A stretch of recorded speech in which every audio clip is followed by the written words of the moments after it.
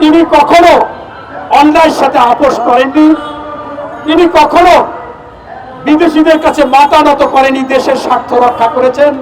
তিনি সবসময় বলতো যে বিদেশে আমাদের বন্ধু আছে, প্রভু নাই,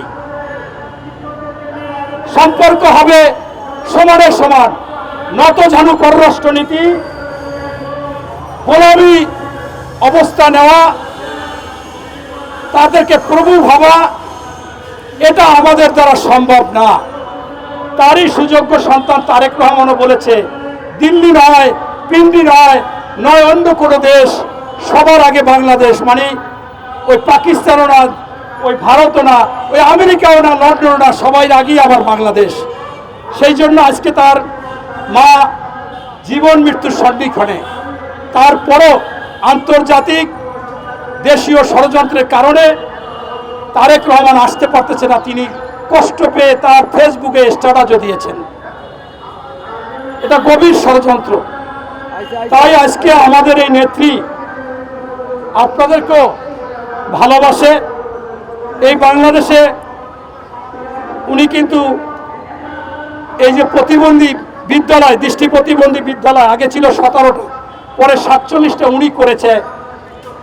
আপনার 91 থেকে 96 সালে, আপনারা জানেন যেহেতু এই বিষয়ে পড়াশোনা করেন, এবং এই জাতীয় বিশেষ শিক্ষা কেন্দ্র করেছে। আপনার সবসময় মুক্তিযোদ্ধাদের মন্ত্রণালয় করেছে, ভাতা দিয়েছে, এই বিধবা ভাতা, প্রতিবন্ধী ভাতা এগুলো দিয়েছে। শিক্ষার বিনিময়ে মানে খাদ্য, সেটা উনি দিয়েছেন।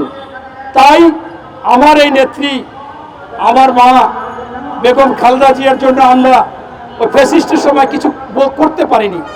আমরা যারা তাকে ভালোবাসি বলতাম, আমার নেত্রী, আমার মা জেলে থাকতে পারে না। আসলে জেলেই থেকেছে, আমরা কিছু করতে পারিনি। অথচ আজকে তিনি মুক্তি হয়ে 6 বার জীবন মৃত্যুর সন্ধিক্ষণে এই 1.5 বছরে গিয়েছে। তারপরেও বিদেশে যেতে চায় না, বলে আমি বাংলাদেশে থাকবো। যখন 9/11 এসেছিল, তখন এই নেত্রীকে বলেছিল আপনার 2 সন্তানকে গুলি দিয়ে মেরে ফেলবো, আপনি চলে যান, সবাইকে নিয়ে বেঁচে যাবেন। বলছে না, আমার বিদেশে কোনো বাড়ি নাই, আমার বিদেশে কোনো থাকার জায়গা নাই, আমি বাংলাদেশে থাকবো। আমার সন্তানদের যদি মেরে ফেলেন, আমার 18 কোটি সন্তানকে নিয়ে আমি থাকবো। ঠিকই তার সন্তান একজন কিন্তু পরবর্তীতে মারা গেছেন, এবং ওই তারেক রহমানের মেরুদণ্ড ভেঙে দিয়েছে, যার চিকিৎসা বাংলাদেশে নেই। লেজার চিকিৎসা জার্মানি এবং লন্ডনে হয়েছে। সেই মা, যার মধ্যে দেশপ্রেম আছে, দেশের বিন্দু মাত্র ক্ষতি হোক সেইটা চান নাই। তিনি আপোষহীন ছিলেন। কেন আপোষহীন?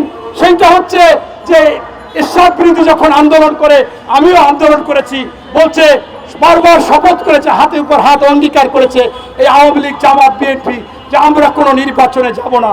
অথচ এই খালেদা জিয়া ছাড়া সকলে 86 সালে নির্বাচনে গিয়েছিল।